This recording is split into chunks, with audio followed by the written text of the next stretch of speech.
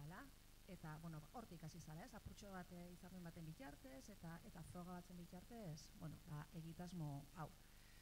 Hortaz, bueno, esan dago moduan hirugarren ikasturtia da, eta helburua hoixe da, ez, goiega nagusin baitan, bueno, oinatin be horrelako hitzaldixak eta ikastaruak be, bueno, izatia.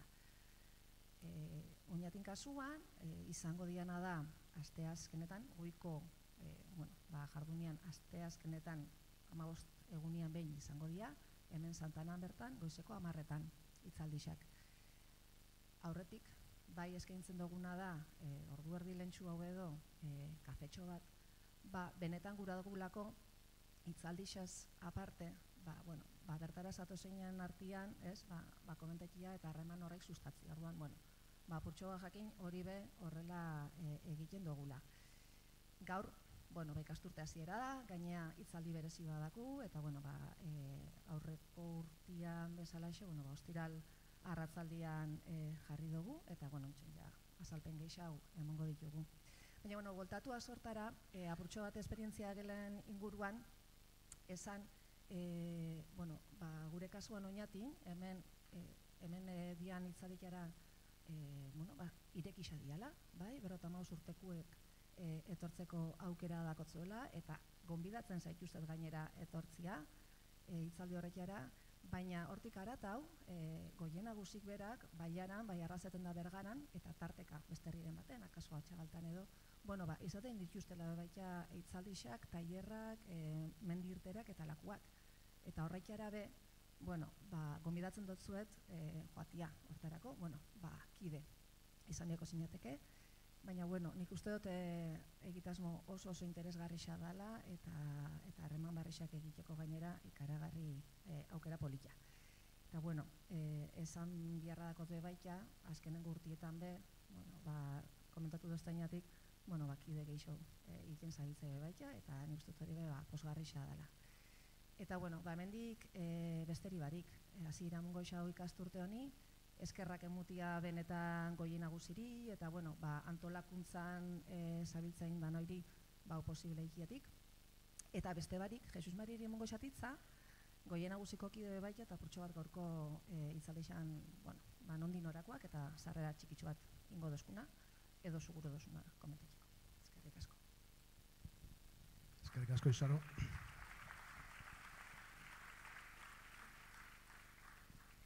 Bueno, atxaldeon danoiri, eta zuri de bai, Laura, atxaldeon, eta eskerrik asko, oinetira etortietik, hitzaldi hau emutera. Oindala 2 urte, lehenengo aldiz izanian oinatin programa horren hasiera, orduan Angel Chamorro ekarri geben, zurekin lanien lankidea dana, eta haren bitartez jakin geben, zeuean zebitzela. Eta orduan pentsatu geben, bueno, urrengo baten Laurari deituko dugu. Eta horrela egin izan dut, eta, bueno, oso ondo, eskerrik asko. Gero, esan bihar baita, zeuri deitu eta beriela, bai eskola museoela, eta, bueno, ez neuki inongo arazorik, hau tramita behitxiko, ez da. Baita, gainera, zeure oinatiertasuna leku askotan aipatu izan duzu, eta gainera, oinatin deporaldiak pasau izan zula, urtero, eta orduan, oso ondo, guretzako primera. Eta, bueno, Lauran kurrikuluna oso potolua da, eta irakurri inbiakot, zertik gauza pilia dako. Azteko, Madrilgo Unibertsitatek autonomuan, atara egin zientziatura, medikuntzarluan, eta ero Donostiako ospitalean osatu zuen erradiologiako prestakuntza. Ondoren, Pensilvaniako Unibertsitatean trebatu zen ikerketa arloan eta basurton lan egin zuen erradiologiako espezialista gisa. 1988an lortu zuen doktore tituloa Euskal Herriko Unibertsitatean. 2009an Bartzelonako Klinika Ospitaleko erradiologia saileko buru izendatu zuten. Erradiologia irakasle izan zen Bartzelonako Unibertsitatean 2022 arte. 100 gora artikulu argitaratu ditu, Espainiako Erradiologia Elkarteko presidente ordea eta batzorde zientifikoko lehendakari izan zen, eta baita Europako Erradiologia Elkarteko hezkuntza batzordeko presidente. 2018 geroztik, Erradiologiako Europako diplomaren zuzendari zientifikoa da. 2021 batean, Espainiako Erradiologia Elkartearen urrezko domina jaso zuen, eta 2022an, Europako Erradiologia Elkartearen urrezko domina. Monclini Fundazioko Korelafeko zuzendaria da gaur egun. Eta bueno, nahi duzunean, aurrean.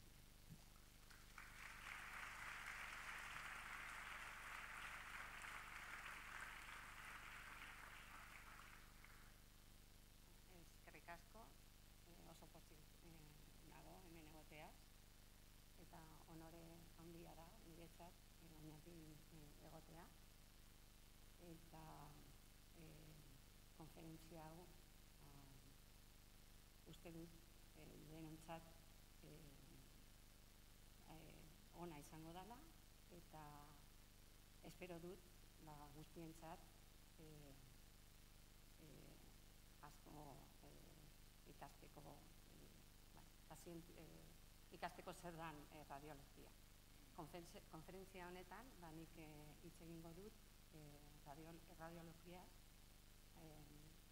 hasiera zen joan zen urtean oin arte. Eta, hasiko naiz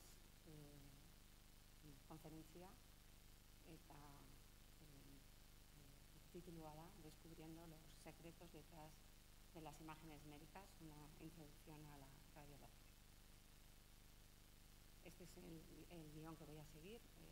La distribución de la conferencia es en 5 apartados. En el primer apartado descubriremos la historia de la radiología, desde los primeros descubrimientos a la radiología moderna. Vamos a entender...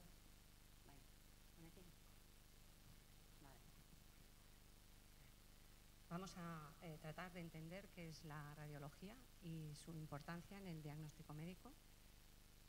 Vamos a conocer las diferentes modalidades que se utilizan en radiología y sus aplicaciones. Y también aprenderemos algunos conceptos sobre seguridad y precauciones en el uso de radiaciones ionizantes y en la resonancia magnética, que se aplican no solamente esos conceptos de seguridad a los que trabajamos en los servicios de radiología, sino también a los pacientes.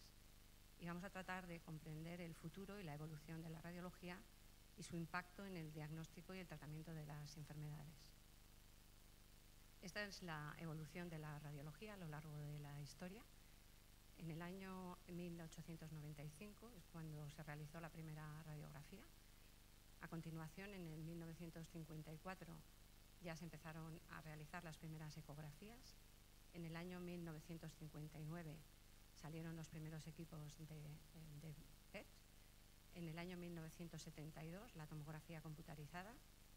En el año 1977 la resonancia magnética, y la radiología como especialidad como tal no apareció en España hasta 1984. Sí que se realizaban estudios de imagen en otras especialidades, pero como especialidad propiamente dicha no comenzó en España hasta 1984.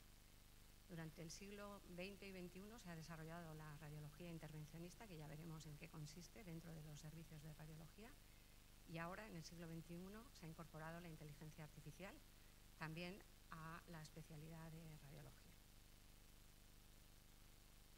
El descubrimiento de los rayos X se realizó en 1895, fue Röntgen el que descubrió los rayos X el 8 de noviembre de 1895, por eso se celebra el 8 de noviembre como el Día de la Radiología en todo el mundo, y los llamó rayos X porque eran una incógnita, no se sabía en qué consistían, por eso los llamó X. Y el descubrimiento de los rayos X hizo visible lo invisible. Hasta entonces no se podía ver el interior del cuerpo humano, y a partir del descubrimiento de los rayos X vimos el interior del cuerpo humano. Röntgen nació en Prusia y recibió el Premio Nobel de Física por el descubrimiento de los rayos X, y desarrolló su investigación en Alemania. Durante este periodo de investigación en Alemania, en su laboratorio, colocó una placa fotográfica envuelta en papel negro que era sobre un soporte de madera y la expuso a unos rayos. Ahí, en esa placa fotográfica envuelta en papel negro, sobre ella puso la mano de Berta, que era su esposa, y al revelar la placa fotográfica se descubrió la imagen de la mano de Berta. Y este es el símbolo de la radiología, la mano de Berta. Y en esta imagen se veían los huesos de la mano, lo que demostraba que estos rayos desconocidos, por eso se llamaban rayos X, tenían la capacidad de penetrar los tejidos y producir la imagen de los huesos.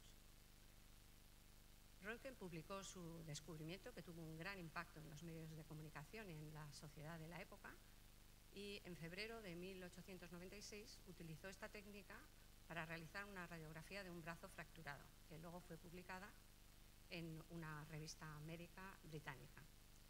Y el descubrimiento de los rayos X tuvo un impacto en la medicina especialmente, pero también en la investigación científica, y con estos rayos X se podían obtener imágenes internas del cuerpo, y esto abrió nuevas posibilidades en el diagnóstico médico. Debido a que era relativamente sencillo producir rayos X con la tecnología de la época, su uso se popularizó en comercios, en ferias, y los feriantes ofrecían realizar radiografías a cambio de una tarifa. Y con el tiempo se vio que estos rayos tenían efectos peligrosos, provocaban quemaduras si se exponía una persona a grandes dosis de radiación. Por eso, finalmente se restringió el uso de rayos X y ahora está regulado y se utiliza de forma segura y efectiva con las precauciones adecuadas. En 1962, Thomas Young, un filósofo estadounidense, introdujo el concepto de cambio de paradigma, que significa que en la ciencia no progresa de forma lineal, sino de vez en cuando surgen ideas o inventos importantes o cambios de paradigma que contribuyen al conocimiento y alteran la manera en que se abordan las cuestiones científicas. Y esto ocurrió con los rayos X. Los rayos X fueron un cambio de paradigma porque revolucionó la práctica de la medicina y tuvo un efecto en la profesión médica y en la salud del siglo siguiente. Marie Curie inventó durante la Primera Guerra Mundial, en 1914, la radiografía portátil o radiografía móvil. Marie era la jefa de servicio de radiología de la Cruz Roja Francesa y con la ayuda de su hija Irene, de 18 años, y un médico militar, acudían al frente con estos vehículos que vemos en la fotografía. En la imagen de la derecha vemos el vehículo que utilizaba Marie Curie para ir al frente y obtener radiografías de los soldados que estaban heridos. A los 50 años fue una de las primeras mujeres en obtener el carnet de conducir, aprendiendo también a cambiar ruedas y adquirir conocimientos básicos de mecánica. Y estas unidades móviles fueron bautizadas como las Petit Curie y eran vehículos con un equipo de rayos X y una sala oscura para revelar esas radiografías. Y esas unidades móviles se acercaban a las líneas de combate para detectar los restos de proyectiles y ayudar a los cirujanos en los hospitales de campaña.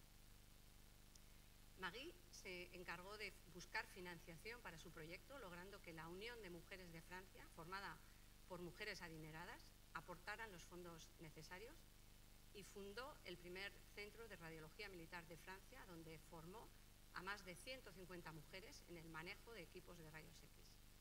Y se estima que más de 1 millón de heridos fueron examinados en las unidades radiológicas móviles y en las fijas que Marie Curie ayudó a instalar en los hospitales de campaña. Debido a esto, Marie Curie recibió 2 premios Nobel, el de física y el de química, porque descubrió además, junto con Pierre Curie, su esposo, 2 elementos químicos, el polonio y el radio. Ella falleció de leucemia a los 66 años como consecuencia de la exposición excesiva a la radiación durante sus trabajos de investigación. Su hija Irene también obtuvo el premio Nobel de Química en 1915. Y durante el siglo XX ha habido nuevos avances tecnológicos. La primera ecografía obstétrica, la primera ecografía de un feto dentro del vientre de su madre, fue realizada por Ian Donald en 1954. El PET, el primer equipo, se instaló en 1959. En 1972 la tomografía computarizada y en el 77 la resonancia magnética, y estos investigadores recibieron el premio Nobel debido a estos descubrimientos. La ecografía, ¿cómo se desarrolló la ecografía y cómo apareció la ecografía para el uso en las imágenes médicas? En abril de 1912, poco después del hundimiento del Titanic, un científico británico sugirió la utilización de ecos ultrasónicos para la detección de objetos sumergidos como una posible medida para evitar desastres como el que había ocurrido con el Titanic y detectar estos icebergs y evitar estos accidentes.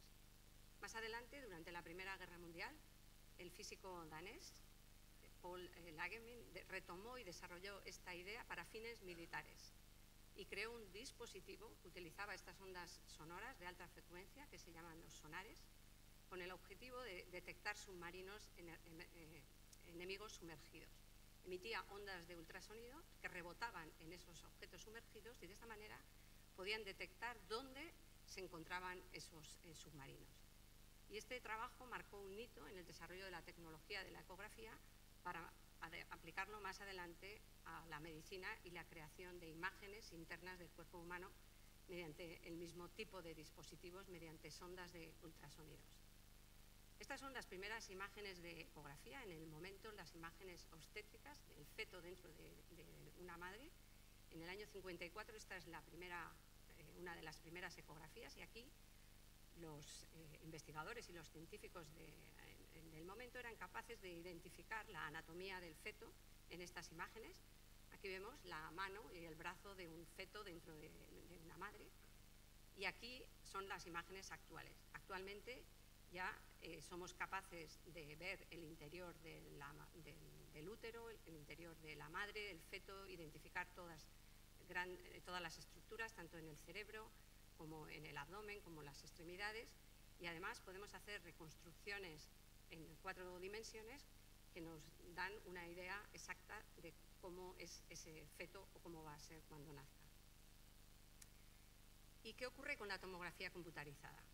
La invención de la tomografía computarizada, que también se conoce como TAC o escáner, es un ejemplo de cómo el progreso científico depende tanto de la defensa de las ideas como de la calidad de estas.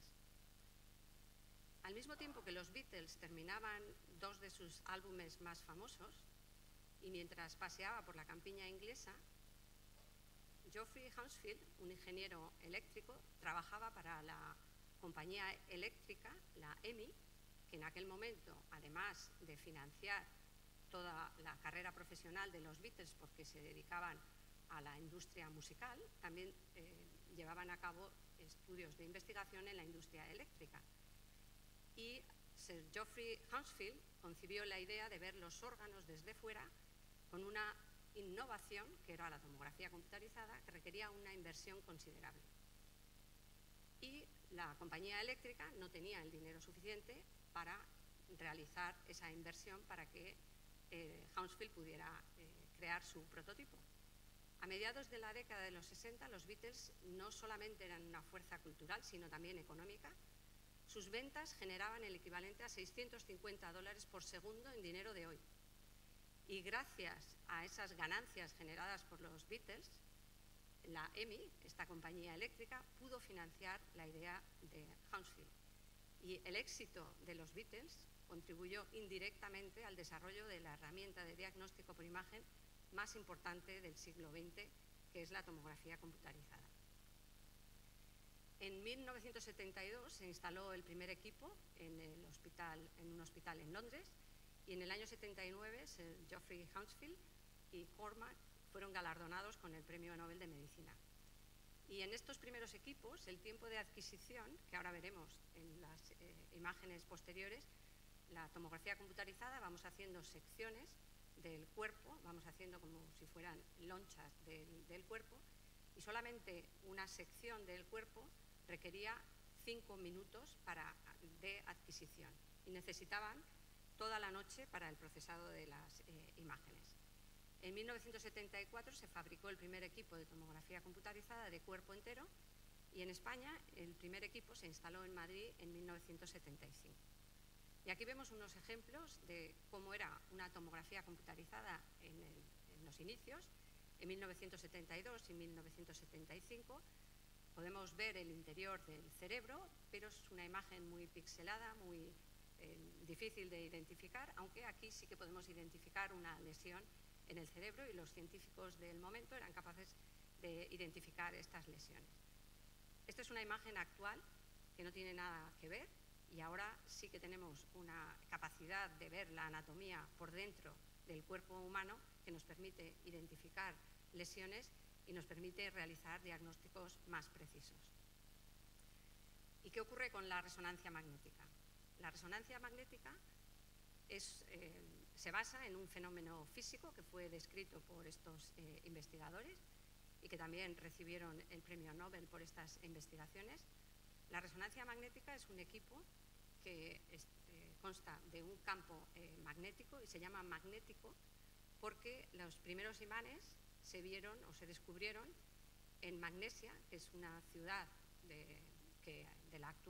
una ciudad antigua que está ahora localizada en la actual Turquía, y unos pastores se dieron cuenta que había una roca negra y según iban pastoreando con las ovejas, vieron que había una roca negra que atraía objetos con hierro. Y por eso le llamaron a esa roca magnetita, y de ahí que se utilice el término de resonancia magnética, porque la resonancia magnética consiste en un gran imán o un campo magnético que ya no es con una roca de imán, sino que es a través de una serie de corrientes eléctricas que se crea un campo magnético y por eso se llama resonancia magnética. En España el primer equipo de resonancia se instaló en el año 83 en el Centro de Resonancia Magnética de Barcelona.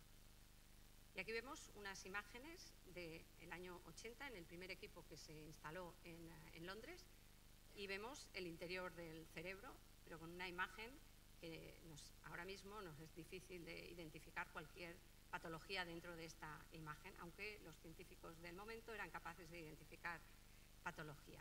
Esta es una imagen del año 83, realizada en el equipo de resonancia magnética de Barcelona, y esta es una imagen actual, en la que vemos perfectamente toda la anatomía, en este caso, del cerebro humano. Y ahora vamos a pasar al segundo apartado. Hemos visto la historia de la radiología y hemos visto cómo ha sido la evolución de la radiología desde el inicio con la obtención y con el descubrimiento de los rayos X y toda la utilización de todos los métodos de imagen actuales, y hemos visto cómo han ido evolucionando. Pero, ¿qué es la radiología? La radiología es una especialidad médica que emplea diversas técnicas de imagen para diagnosticar, pero no solamente para diagnosticar, también tratamos enfermedades dentro de los servicios de radiología. A través de estas técnicas se obtienen imágenes detalladas del interior del cuerpo, lo que permite identificar enfermedades, lesiones o anomalías con una gran precisión. Y como digo, no solamente se utiliza para el diagnóstico, sino también para realizar procedimientos intervencionistas mínimamente invasivos, que en ocasiones pueden evitar una cirugía abierta, que puede tener efectos secundarios adversos y complicaciones que se pueden evitar si se pueden realizar ese tipo de procedimientos mediante técnicas mínimamente invasivas a través de pequeñas incisiones en la piel. La especialidad de radiología en España se estructuró formalmente, como he comentado, en el año 84, aunque había sido utilizada desde principios del siglo XX.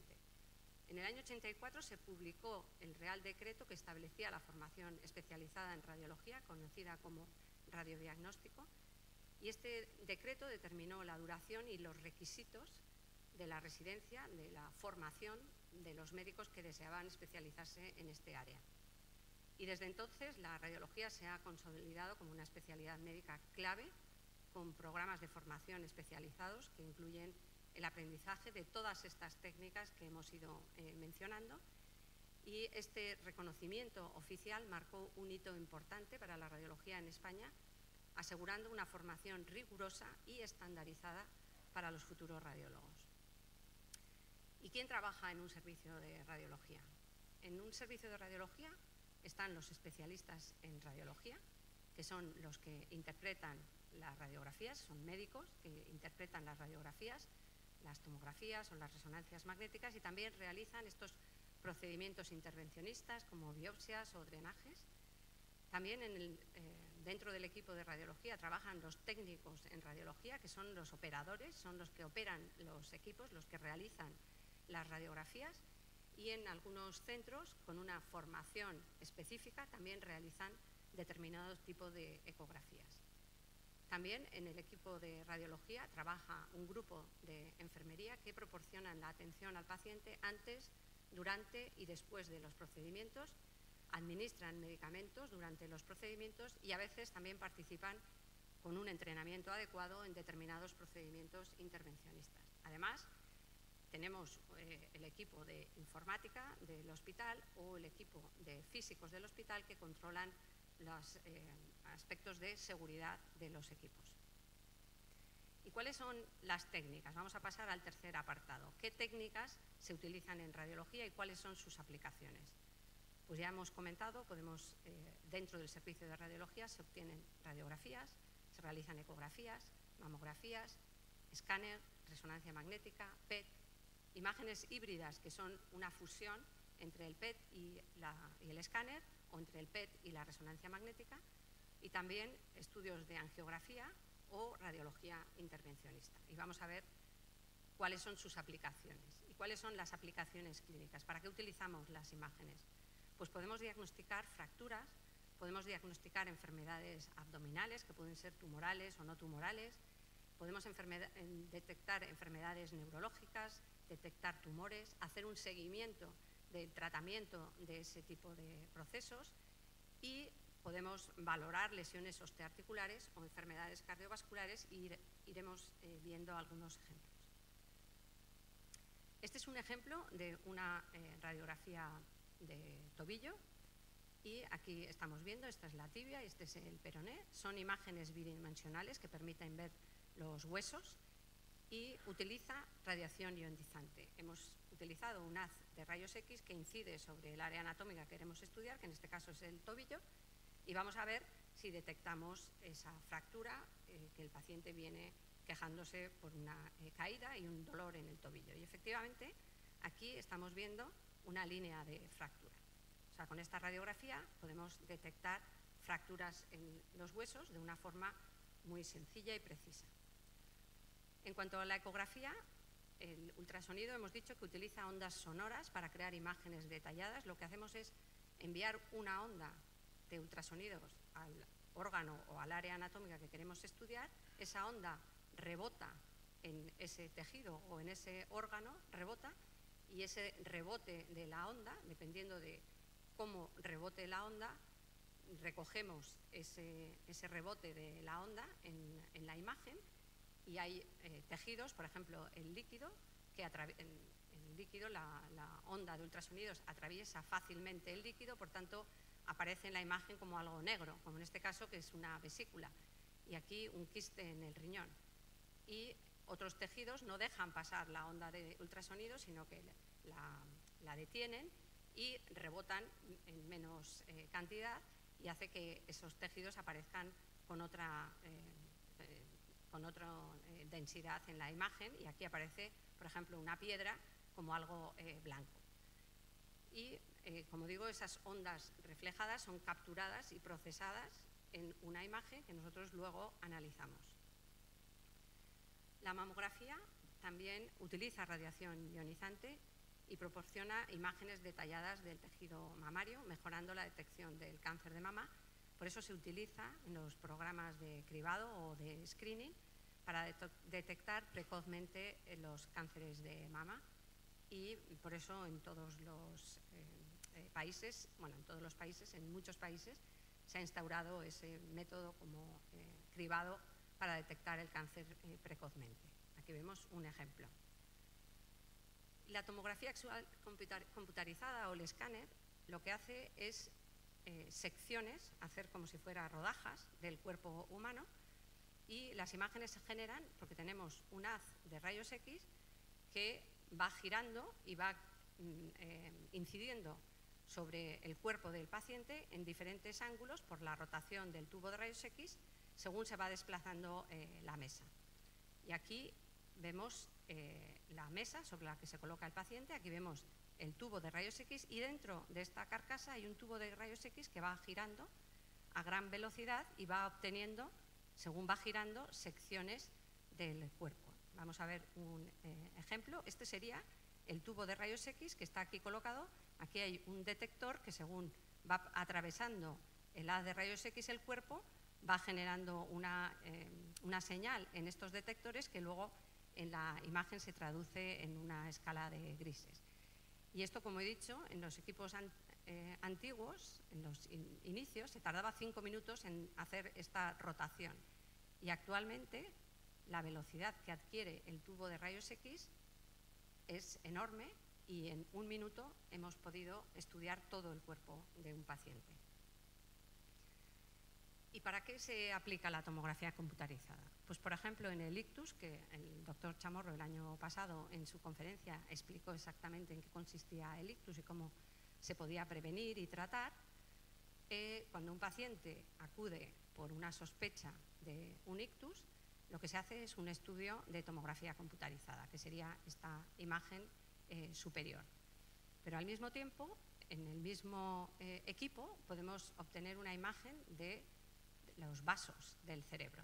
Y aquí estamos viendo que hay una obstrucción del cerebro. Una vez adquiridos los datos, nosotros podemos trabajar con esos datos en la estación de trabajo y hacer reconstrucciones con diferentes programas informáticos y reconstruir los vasos, ya que estamos viendo una obstrucción de este vaso. Pero además podemos reconstruir unos mapas en el que el equipo informático que tenemos, después de hacer un procesado de las imágenes, nos dice que esta zona roja es una zona en la que el tejido cerebral ya no se va a recuperar, porque esas células ya han sufrido un daño que es irreversible.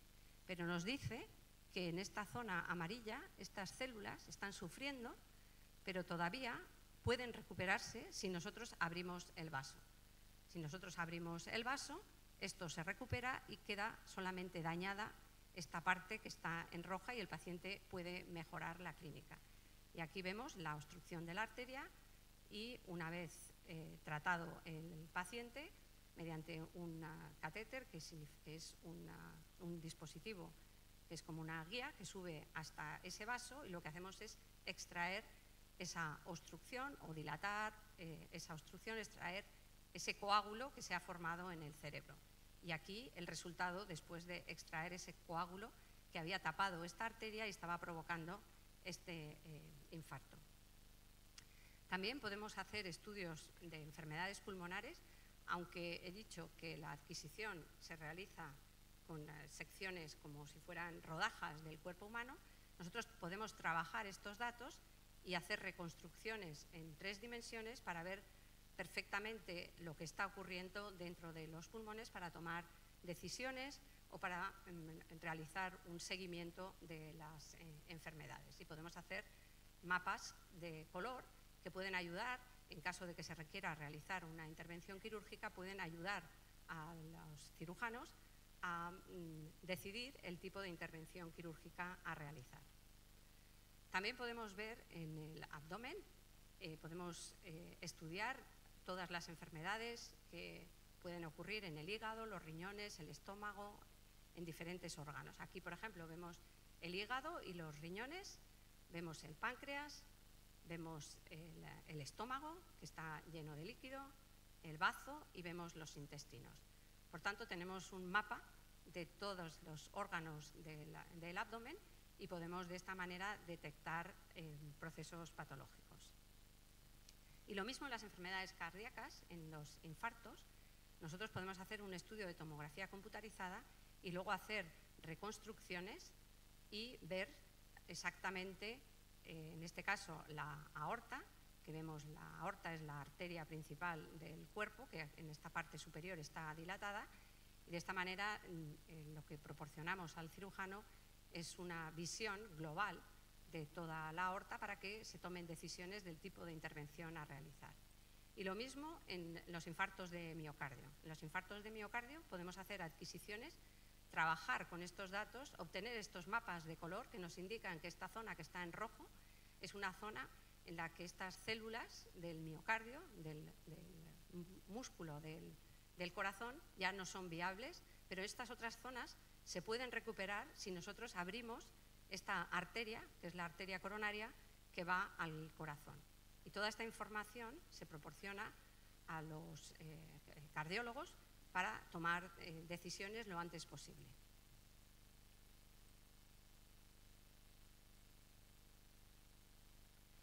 También podemos ver huesos en tomografía computarizada. Ya hemos visto que en la radiografía simple podemos ver fracturas, pero en tomografía computarizada podemos ver las fracturas, podemos ver si esas fracturas están desplazadas o no, el grado de relación con las estructuras vecinas, también para tomar decisiones y para ver qué tipo de tratamiento, si se va a hacer un tratamiento quirúrgico o no es necesario realizar un tratamiento quirúrgico. Y ahora pasamos a la resonancia magnética. ¿Para qué vamos a utilizar la resonancia magnética? Como hemos dicho, la resonancia magnética es un campo magnético. Es un campo magnético donde introducimos al paciente y con unas ondas de radiofrecuencia, que son unas ondas similares a las de la radio, lo que hacemos es enviar esas ondas sobre el cuerpo del paciente y recoger la señal en estas antenas, y esa señal que recogen estas antenas luego se convierte en una imagen en blanco y negro que nosotros analizamos. Y estas serían unas imágenes en las que vemos un estudio de los vasos de todo el cuerpo, simplemente en un procedimiento. Aquí vemos un estudio de toda la columna, simplemente en un estudio podemos ver toda la columna. Con la resonancia nosotros podemos trabajar las imágenes y decidir si queremos que se vean solo los vasos, que se vea solo el hueso, y podemos hacer diferentes composiciones que pueden ayudarnos a llegar a un diagnóstico más preciso y también ayudar a los cirujanos o a los médicos a tomar decisiones. Actualmente, con los equipos de resonancia magnética de alto campo, el campo magnético puede ser bajo o alto, pero los equipos médicos ahora utilizan campos magnéticos altos y podemos ver un gran detalle del cuerpo. Aquí vemos, esta es una muñeca, y aquí vemos todos los huesos de la muñeca, pero vemos hasta el detalle de los huesos en el interior, y lo mismo en el cerebro. Podemos ver perfectamente los vasos, pero también toda la sustancia blanca y la sustancia gris del cerebro. Lo mismo para el corazón. También podemos detectar cicatrices en el corazón, como en este caso. Detectamos cicatrices y con estos mapas de color podemos valorar dónde están las cicatrices y qué áreas del corazón se pueden recuperar si nosotros tratamos a ese paciente adecuadamente. También en oncología, para la detección de tumores, por ejemplo, este tumor en el hígado, este tumor en una mama o este tumor en la próstata. ¿Y qué más podemos ver en la resonancia magnética? Nosotros podemos trabajar esas imágenes y obtener mapas de reconstrucción matemáticos que representan las conexiones cerebrales. Nosotros podemos ver una lesión que se ve aquí perfectamente. Vemos una zona que es diferente que en el lado opuesto.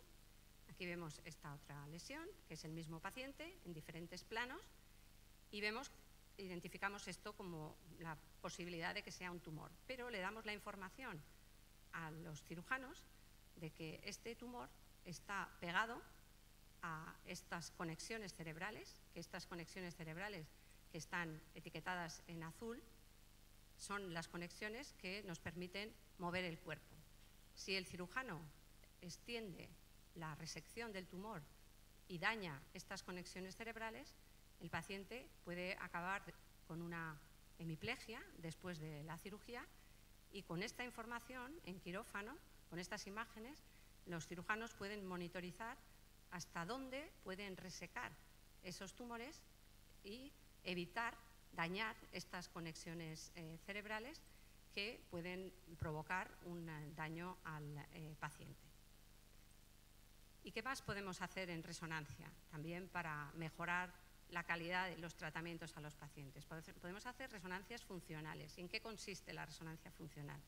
El paciente entra dentro de la resonancia magnética y le decimos que mueva la mano, por ejemplo. Le decimos que mueva la mano derecha y obtenemos un mapa de activación del cerebro en el lado izquierdo. Para que yo mueva la mano derecha, se me tiene que activar el cerebro en el lado izquierdo, y eso lo puedo detectar con la resonancia magnética. ¿Y para qué sirve eso? Pues si yo tengo un tumor y tengo que resecar, el cirujano tiene que resecar este tumor, sabe que está al lado de esta zona que hace que yo mueva la mano derecha. Si el cirujano hace una resección excesiva, puede dañar esta zona que mueve la mano y después, una vez finalizada la cirugía, el paciente puede acabar con una hemiplegia. Por tanto, esta información es muy importante antes de realizar la cirugía. Lo mismo, aquí le hemos dicho que mueva los músculos de la boca y se activa esta zona, con lo cual aquí el cirujano tiene espacio suficiente para hacer una resección sin dañar el área que mueve la boca. Y aquí le hemos dicho al paciente que hable dentro de la resonancia magnética y se activan estas áreas que son las responsables de que yo pueda hablar. Cuando yo estoy hablando, se me activan unas áreas del cerebro, que son estas zonas, y aquí este tumor está alejado de las áreas del lenguaje, por tanto no hay riesgo de que el paciente, cuando acabe la cirugía, no pueda hablar.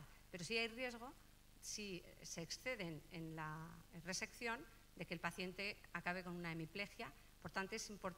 Por eso es importante que nosotros demos esta información a los cirujanos antes de realizar un procedimiento quirúrgico. ¿Y qué es la tomografía por emisión de positrones o PET? Es una técnica avanzada que utiliza trazadores radiactivos para detectar lesiones en el cuerpo. Estos trazadores van unidos a alguna molécula que en general es la glucosa. Todos los tumores o los procesos inflamatorios, para seguir creciendo, necesitan nutrientes, y el nutriente principal de los tumores o de los procesos inflamatorios es la glucosa. Necesitan azúcar para seguir creciendo y seguir manteniéndose. Entonces, lo que hacemos es coger una molécula de glucosa, ponerle un trazador radioactivo que podemos detectar con el estudio de PET, y sabemos dónde se deposita ese trazador radioactivo, en esas zonas donde hay una lesión que necesita glucosa y que está atrayendo esa glucosa que nosotros hemos introducido por vía intravenosa. También se pueden hacer imágenes híbridas, que es una fusión entre estas imágenes que lo único que detectan es esa radioactividad, pero se pueden fusionar con PET y TAC, de manera que tenemos una visión morfológica y también funcional. Esto es la angiografía intervencionista. Las técnicas de radiología intervencionista permiten realizar procedimientos mínimamente invasivos guiados por imagen. Aquí hemos hecho una pequeña incisión en la piel del paciente, hemos introducido una aguja que en la parte distal tiene un sistema para destruir determinado tipo de tumores, y de esta manera, sin abrir al paciente, podemos tratar este tumor con menor riesgo de complicaciones. Este es un aneurisma, esto es una imagen del cerebro, los vasos que llegan al cerebro, y aquí vemos que hay como una especie de saco. Es un aneurisma, que es simplemente una zona de debilidad del vaso, que forma como una especie de saco y tiene el riesgo de romperse y que el paciente pueda fallecer por una hemorragia cerebral. Entonces, lo que se hace es llegar mediante una guía desde la ingle, desde la arteria de la ingle, subir hasta esta localización y colocar esta malla que tapa este aneurisma y refuerza la pared de este saquito que se había formado por esa debilidad de la pared, y ya ocluimos ese aneurisma y el paciente ya no tiene riesgo de que ese saco se rompa y que pueda fallecer por una hemorragia cerebral. En el ictus también, que esto el doctor Chamorro también lo mencionó, nosotros, un paciente viene con una sospecha de ictus, ya hemos visto que lo que hacemos es un estudio de tomografía computarizada para detectar exactamente dónde está la obstrucción, dónde está el coágulo, y una vez detectado con tomografía computarizada ese coágulo, hacemos un estudio de angiografía, introducimos un catéter por la ingle, llegamos hasta la arteria que está ocluida. Aquí vemos la arteria que se ha cerrado. Y a continuación, esto es lo que he comentado, un catéter, que es una especie de guía que va llegando y llega hasta el trombo, hasta el coágulo.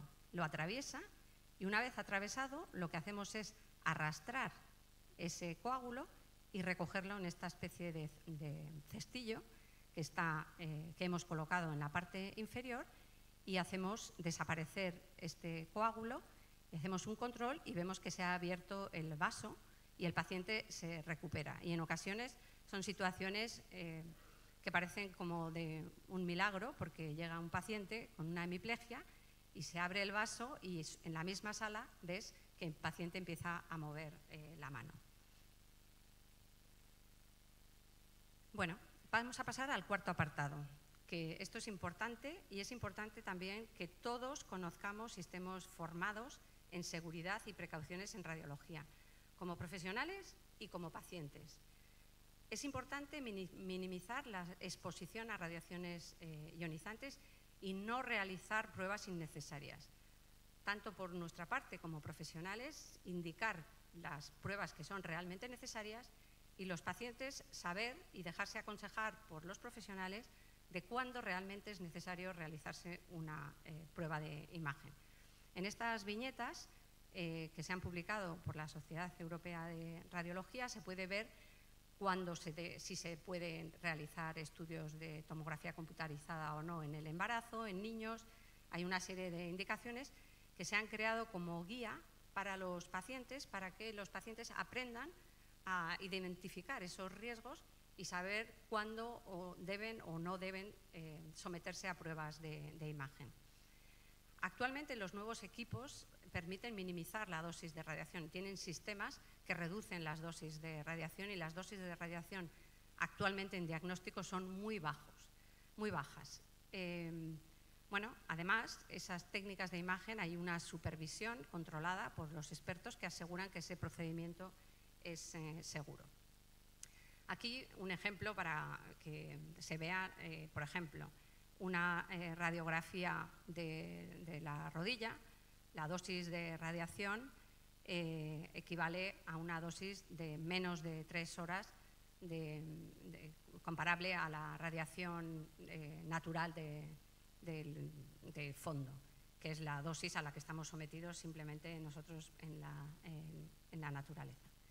Pero, sin embargo, una tomografía computarizada, la dosis de radiación equivale a 2,6 años de exposición natural a la radiación natural. Por eso hay que tener cuidado, especialmente en niños, y minimizar la dosis de radiación. No hay una dosis umbral o límite en medicina, porque en medicina la dosis de radiación y las pruebas de imagen se deben de realizar siempre que sean necesarias. Lo mismo en los tratamientos, que se utiliza radioterapia para determinados tratamientos y ahí no hay límites, hay que utilizar la dosis necesaria. En resonancia magnética hemos dicho que es un campo magnético, y aunque es una técnica segura, no invasiva, como utiliza un campo magnético, hay que tener precauciones.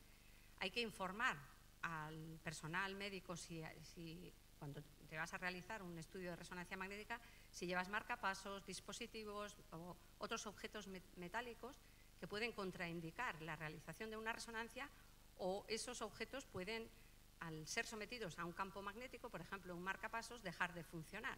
Por tanto, hay que indicar al personal para que tome las precauciones necesarias. Actualmente los marcapasos, lo que se hace es separa el marcapasos para la prueba y a continuación el cardiólogo vuelve a activar el marcapasos. Pero todo esto es preciso indicar a los técnicos que están realizando la resonancia, y es importante que los pacientes conozcan estos aspectos de seguridad relacionados con la resonancia. El ruido que se escucha durante la resonancia magnética, si a alguien le han realizado una resonancia magnética, es normal, y es simplemente por los cambios de intensidad del campo magnético.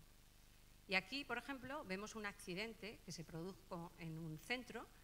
Aquí está la mesa de la resonancia magnética, aquí está el campo magnético que es en esta carcasa es donde se genera el campo magnético, y no se dieron cuenta y entraron con una bala de oxígeno, que automáticamente esa bala de oxígeno salió lanzada y se proyectó sobre el campo, sobre el imán. Aquí no había ningún paciente, pero si hubiera estado un paciente, hubiera creado un accidente grave.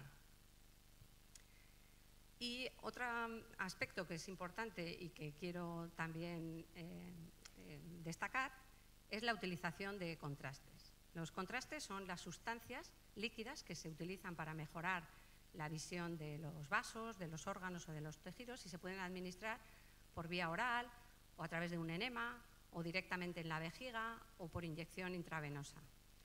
Actualmente las reacciones alérgicas a los contrastes son muy poco frecuentes.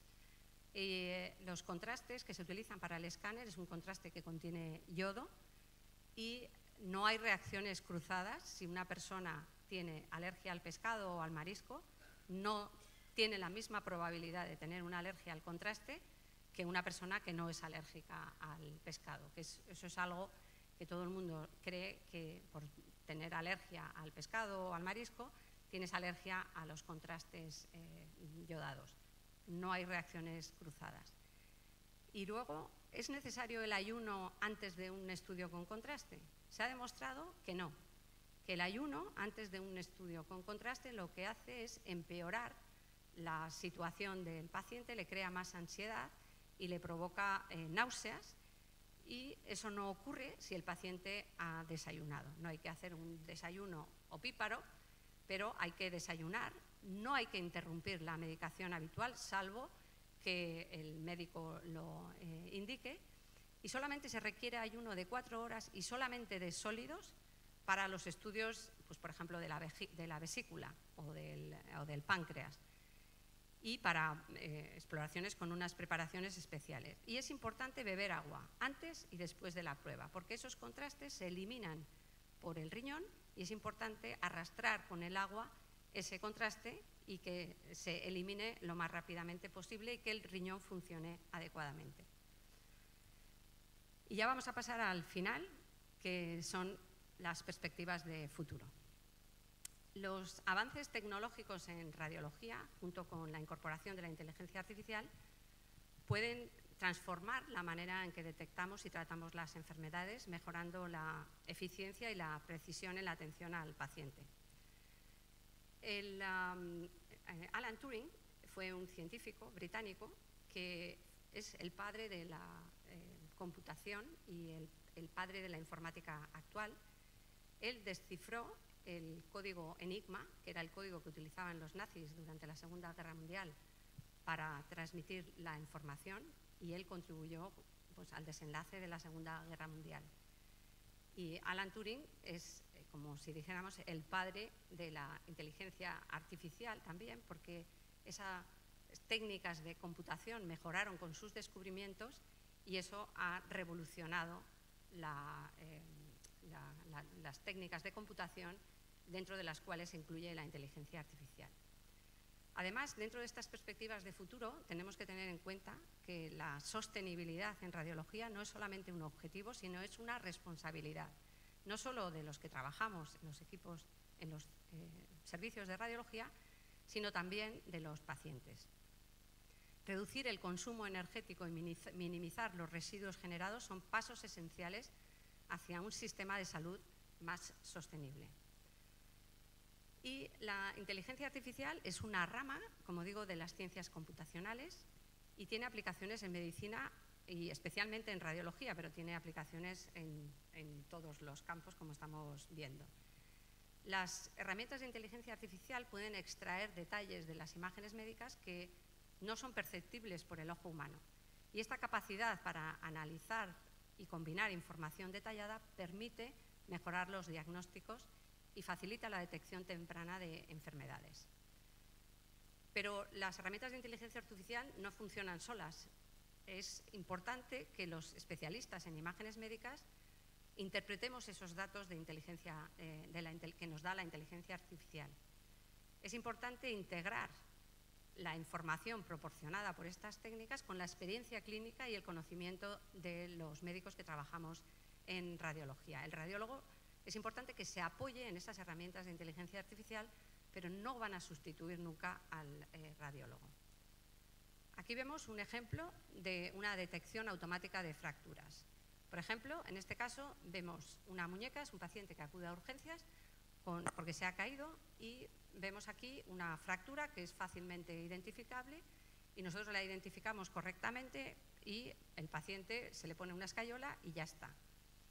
Pero las herramientas de inteligencia artificial, además de identificar las lesiones correctamente, pueden indicarnos, en este caso este paciente venía con una caída, tenía una fractura en la muñeca que se identificó correctamente, pero además venía con dolor en el pie, y la herramienta de inteligencia artificial nos indica que aquí hay una fractura y que aquí hay otra fractura, que inicialmente el radiólogo, debido a la localización, pues tenía dudas, y la herramienta de inteligencia artificial sí que le ayuda a identificar esas lesiones. Le etiqueta exactamente dónde puede haber fracturas y luego el radiólogo decide si efectivamente eso es una fractura o no, pero le guía en el diagnóstico.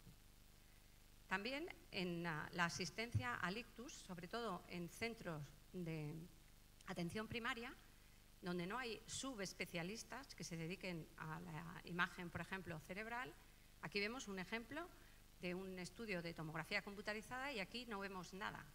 Sin embargo, si utilizamos una herramienta de inteligencia artificial, nos va a decir que aquí hay una sospecha de que pueda haber un ictus y que aquí puede ser donde está el coágulo. ¿Esto qué hace? ¿En qué nos ayuda? En un centro de atención primaria puede ayudar a los médicos que están en urgencias a tomar decisiones y a trasladar inmediatamente a este paciente a un centro de atención terciaria donde le puedan extraer ese coágulo, que aquí vemos la obstrucción, y vemos que una vez extraído el coágulo se abre el vaso y el paciente se recupera. Las herramientas de inteligencia artificial también nos pueden ayudar en el proceso de detección de lesiones. Sí, este es un estudio de pulmón. El pulmón se ve negro, todo el pulmón se ve negro y los vasos se ven blancos. Y nos han pedido el estudio porque quieren que veamos si hay nódulos pulmonares. Y aquí vemos un nódulo pulmonar que es fácilmente identificable y yo creo que todo el mundo lo ha visto. Y lo que ocurre es que nosotros, una vez de que hemos identificado una lesión, rápidamente se produce un fenómeno que se llama el fenómeno de satisfacción de la búsqueda y dejamos de ver lo de alrededor. Nosotros hemos visto este nódulo, miramos si hay algún otro nódulo, no vemos ningún otro nódulo, nos quedamos satisfechos, pero si este paciente tiene otra lesión asociada, puede variar el diagnóstico y puede cambiar el tratamiento. Por tanto, es importante disponer de herramientas que nos identifiquen otras lesiones que quizás nos hayan pasado desapercibidas por este fenómeno de satisfacción de la búsqueda. ¿Alguien ha visto, aparte de este nódulo, ve algo más en la imagen?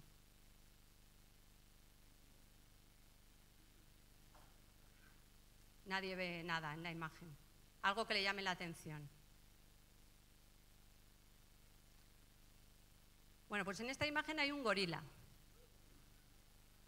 Y este experimento se realizó en un grupo de radiólogos y hasta el 80% de los radiólogos no identificaron el gorila. Ya no alguien que no se dedica a la imagen, sino que los radiólogos que se dedican a la imagen, hasta el 80% no vieron el gorila en la imagen. ¿Esto qué significa? Que ese fenómeno de satisfacción de la búsqueda nos conduce a errores, y a muchos errores, a los radiólogos, y el tener herramientas de inteligencia artificial que nos ayuden en esa detección es algo muy útil. Luego, la herramienta de inteligencia artificial nos puede detectar que efectivamente aquí hay una lesión y podemos ver y decir, no, bueno, es un gorila, no es una lesión pulmonar. Pero estas herramientas pueden ayudarnos a la detección. Y de hecho, este es un ejemplo que durante el periodo del COVID, las herramientas de inteligencia artificial, durante ese periodo se unieron todos los centros para enviar datos de imágenes Y con estas herramientas de inteligencia artificial se pudo predecir la progresión de la enfermedad en pacientes con COVID y de esta manera identificar a aquellos pacientes que requerían un tratamiento rápidamente y facilitarles ese tratamiento a los pacientes y mejorar el pronóstico de estos pacientes. Y esto fue gracias a la unión de datos de todos los hospitales a nivel en España y en diferentes países en Europa, y estas herramientas ayudaron a predecir la progresión de la enfermedad y a poner el tratamiento más precozmente a estos pacientes. Lo mismo en los tumores. Actualmente se están utilizando herramientas de inteligencia artificial para detectar datos dentro de la imagen que nosotros no podemos identificar. Son datos matemáticos que el ojo humano no es capaz de valorar, y de esta manera se puede avanzar en modelos predictivos y se puede avanzar en ayudar a diseñar nuevas terapias que traten estos tumores. Porque, por ejemplo, tenemos un tumor y el mismo tumor que se llama exactamente igual en otro paciente, pero tienen unas características diferenciales que hace que un tratamiento en este paciente no funcione y en el otro paciente sí funcione. Pero para saber si va a funcionar es para lo que estamos utilizando ahora las herramientas de inteligencia artificial, aunque todavía está en fase de experimentación. Y ya para acabar, vamos a hablar de sostenibilidad en radiología. Sostenibilidad en un sistema de salud significa capacidad del sistema de salud de proporcionar cuidados teniendo en cuenta el futuro de las nuevas generaciones. Y la radiología del futuro debe ser sensible al impacto que tienen en el ambiente las emisiones y la alta cantidad de residuos que se generan en un servicio de radiología. El consumo de energía de los equipos de TAC y resonancia representa el 4% del consumo de la energía hospitalaria anual total, y la mayor parte del consumo tiene lugar en los periodos inactivos de los sistemas. Estos sistemas se dejan funcionando. Actualmente los nuevos equipos ya disponen de sistemas de apagado automático para evitar ese consumo de energía. Por tanto, también tenemos que ir reemplazando los equipos antiguos por nuevos equipos. Es importante valorar la necesidad de reestudios de imagen o la utilización de contraste para minimizar el impacto ambiental. Y el tratamiento de los residuos que se generan en radiología intervencionista provocan un impacto medioambiental 10 veces más nocivo que los residuos convencionales que nosotros tenemos en casa. ¿Y esto por qué ocurre? Muchas veces cuando estamos haciendo un procedimiento intervencionista abrimos equipamiento que no vamos a utilizar, que se desecha, y ahora cada vez se está viendo que es más necesario reciclar ese tipo de equipamiento y no desecharlo y incinerarlo. ¿Y qué ocurre con el gadolinio? El gadolinio es el contraste que se utiliza para hacer los estudios de resonancia magnética, que es un líquido que se inyecta por la vena. El gadolinio es un metal que está unido a una molécula para que no sea tóxico en el cuerpo humano. Pero una vez que hemos introducido el contraste dentro del paciente, se elimina por vía renal, pasa a la orina, de la orina a las aguas residuales, de las aguas residuales a las aguas de riego y a nuestra alimentación. Y se ha visto que en aquellos ríos que están cercanos a equipamiento de resonancia magnética o a hospitales, la concentración de gadolinio es muy alta. Y el gadolinio, al entrar en contacto con los rayos ultravioletas, se vuelve tóxico. De momento no se han demostrado efectos tóxicos adversos que estén provocados por el gadolinio, pero tenemos que minimizar ese uso de contrastes. Se están haciendo investigaciones con otro tipo de contrastes, y también se están haciendo investigaciones con inteligencia artificial para crear imágenes con gadolinio virtual, sin introducir directamente el gadolinio. Además, algunos elementos, como el yodo, por ejemplo, tienen en la naturaleza, está limitado y tiene un periodo de caducidad, y de hecho ya estamos teniendo en ocasiones problemas para conseguir contraste yodado, porque el yodo va a desaparecer de la naturaleza porque ya lo hemos consumido.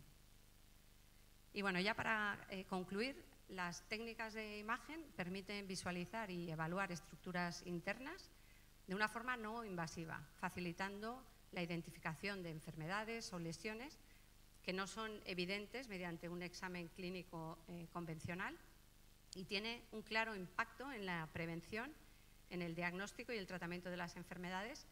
Y con el avance de la tecnología, las técnicas de imagen siguen evolucionando y es fundamental que los pacientes estén formados e informados sobre el uso de estudios de imagen y sobre las ventajas y posibles complicaciones o inconvenientes para que puedan tomar decisiones sobre su salud.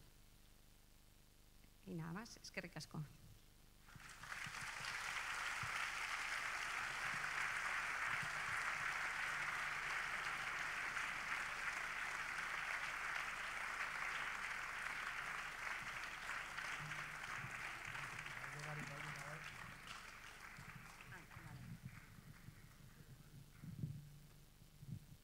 Galderaren bat?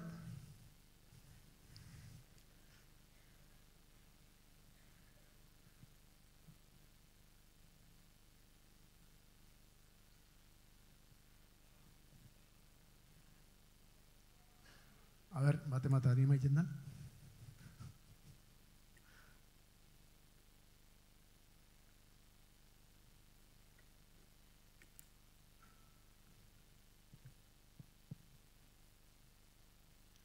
Bueno, hola txiku orduan.